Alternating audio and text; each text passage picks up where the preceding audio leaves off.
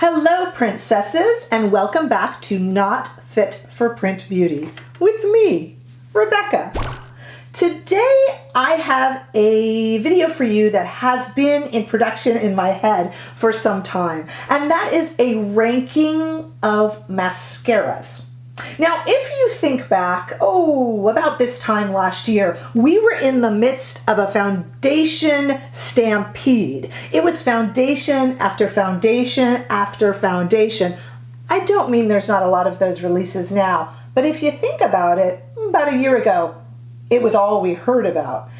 This year, I'm going to say that's been the case with mascara.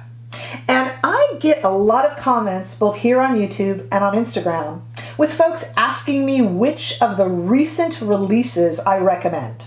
You see, let's face it, mascaras are kind of a consumable item, aren't they? After you open them, they kind of have a ticking time bomb effect, and you either use them up within the next few months or so, or you gotta throw them out. And so sometimes it's a hard expense to justify. And I realize that for that reason, a lot of us go with drugstore mascaras, and there are some great drugstore mascaras out there. But if you're going to go with high-end or luxury mascara and spend a little more, boy, I don't blame you for wanting to have some reviews and some information before you go with that. The criteria I used, I decided on a 6-month time period. That means that I couldn't do all-time favorites like Monsieur Big by Lancôme. I even really like the Roller Lash by Benefit. That was obviously older than 6 months. And unfortunately, with my 6-month time limit, it left out the Fenty Full Frontal, which is I think about 8 months old at this point. Not this particular tube, but I mean the release. And so unfortunately I left out some good ones. I apologize about that. I just decided to go with this kind of recent barrage, which are about 6 months old, which really is still new. And I wanted to just kind of rate and tell you my thoughts on them. Throughout this video, I will also try to insert better video close-ups of me wearing each of the mascaras I mentioned. And at the end, we're going to even put in a still collage of all 6 of these mascaras together to hopefully help you make a better decision. I will also put the price of each mascara below in the comments because I don't necessarily know them off the top of my head. I don't want to get it wrong, and I want you to have all the information, so don't forget to look below for that. Let's get started. I have taken 6 of the past big release mascaras and told you my thoughts on them. All 6 I happen to love. All 6 I use in a rotation actually, but I have indeed ranked them from least favorite of my favorites all the way to favorite.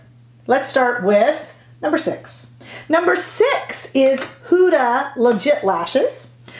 This Huda product I'm actually wearing today because I felt a little guilty for putting it at number 6. It is a very, very good product. This product has 2 sides. It has a volume side, which I'll show you what that looks like. There is the volume side, just kind of a big, nice little hourglass. And it also has a lengthen and curl side. So this is a 2-sided mascara. Don't worry, you're not really missing any of the product because this product, Huda promises us, has the same amount on each side, and that is not cut in half. So she's basically saying you get a full lengthening and curling mascara, and you get a full plumping volume mascara. So she is not, going cheaping out on you there. My issue with it actually is that, though it's not such a big deal to put on mascara, flip it around, and put it on again, I find that that doesn't always appeal to me in the morning, and I end up not grabbing for this one because of that. A silly reason to be put off, but nonetheless, it does happen. The other thing is I'm not a huge fan of the packaging. It also comes in kind of a paper container. I feel that this is a very drugstore type packaging. Again, nothing wrong with drugstore packaging or drugstore mascara, of course, but if I am buying a high-end or luxury mascara, I would like for it to feel and look a little bit more like that. I am not alone in this, though this seems maybe like a shallow feeling, it's certainly a real feeling. We know that brands spend a lot of money and a lot of research in packaging, and we end up paying for packaging. So it's not just me, and I do not love the packaging. However, as you can see, it wears well. It does not smudge. On me, it has not flaked, and it does not cause raccoon eyes. But for the reasons I stated, that is number 6. Number 5 for me is the Hourglass Unlocked Mascara. Now you're going to say, oh, the Hourglass Unlocked, Rebecca, that is a very beloved mascara. It is. And it is beloved by me as well. Remember, these are the top 6 that I have in a very heavy rotation. This is number 5 because the Hourglass product is a perfectly good mascara. I am a big fan of the wand, which is kind of a plastic wand with little prongs there to get in, and it is easy to get the bottom lashes with it. I will make sure that I insert a little video of me wearing it. As you see, it is a perfectly pretty, perfectly good, perfectly quick to use mascara. It doesn't flake or smudge. It is lengthening enough. It is plumping enough. It is a very good, especially everyday mascara. I wouldn't run back into it during a fire, but if after a fire it was all that I was left with, I wouldn't complain. That's why it is number 5 on my list. Number 4 on my list. This was a tough decision. Number 4 out of 6 is the Charlotte Tilbury Push-Up Pillow Talk Lashes. So let's look at the wand. The Charlotte Tilbury wand is flat on one side and then kind of chubby on the other. See that? There's flat. And then it kind of fans out. This mascara is actually kind of fun to use. You can paint your lashes with it because the end here, you could take that tip and kind of go up there and really kind of make almost like a cat eye flick on your end lashes. It is easy to use. I don't poke myself in the eye with it. I don't make a mess with it. It's actually, yeah, it's fun to use. You can almost paint with it, honestly.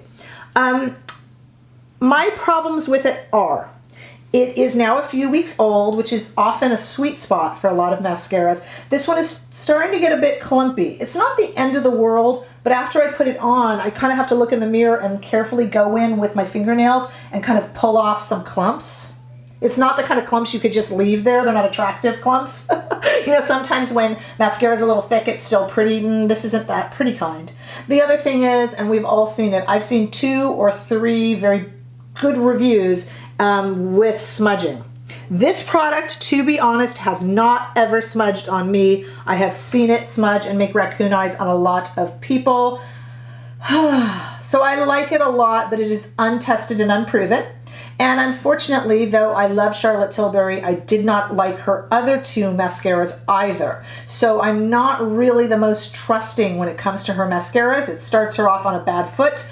And though I am still currently enjoying this mascara, I'm not entirely sure that I trust it. So I gave it the number 4 out of 6 spot.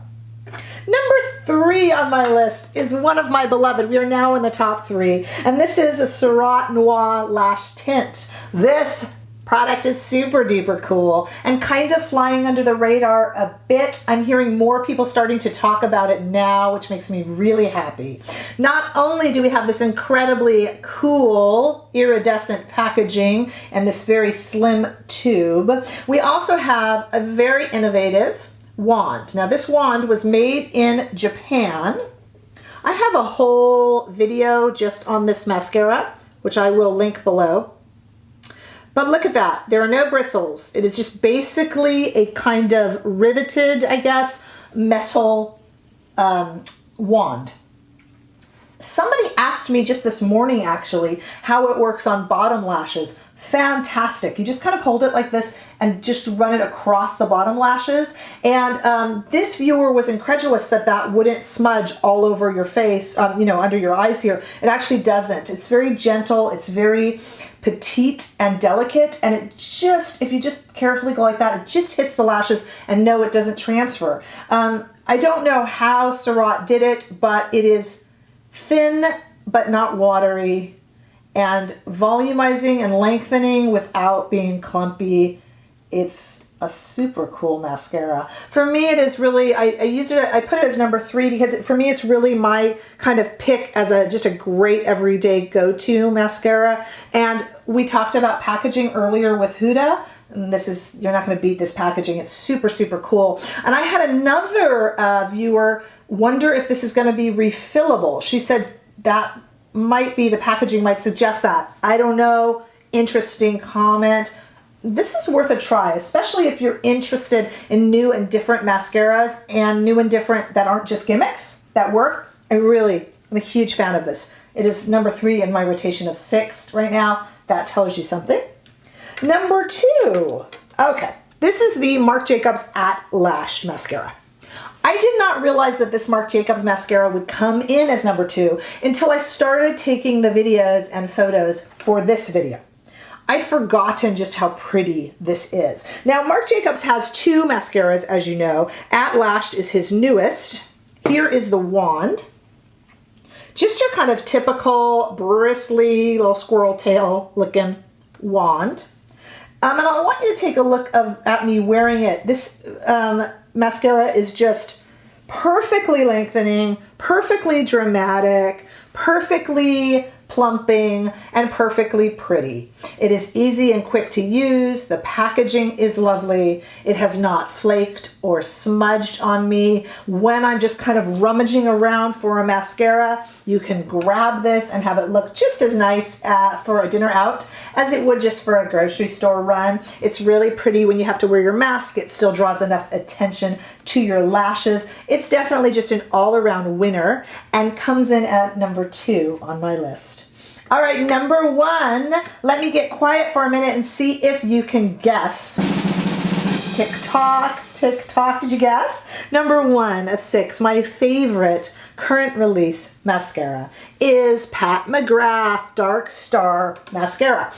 I loved Pat McGrath's first mascara, but to me, after a few weeks, it just kind of ran its course and died. The Dark Star, I am not finding that with. Pat McGrath's Dark Star mascara has, for me, a lovely wand. Now, as you can see, it's kind of just fat enough, but just pulling it out right there, I didn't even wipe it off. There's no clumps.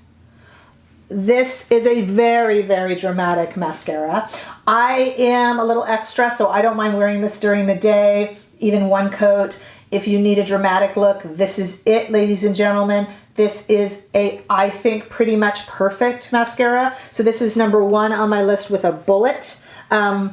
And I like the fact sometimes when something is really nice, there's a part of me that's old-fashioned and wants to save it. But I know that mascaras do kind of have their time and go bad after a while, so it makes me use it. I enjoy it all the time. I have to remind myself not just solely to use this. To me, the Pat McGrath Dark Star is my current favorite mascara.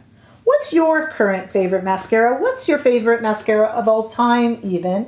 Please comment below. And please feel free to disagree with any of my rankings and tell me how you would have ranked these if you've tried some of them.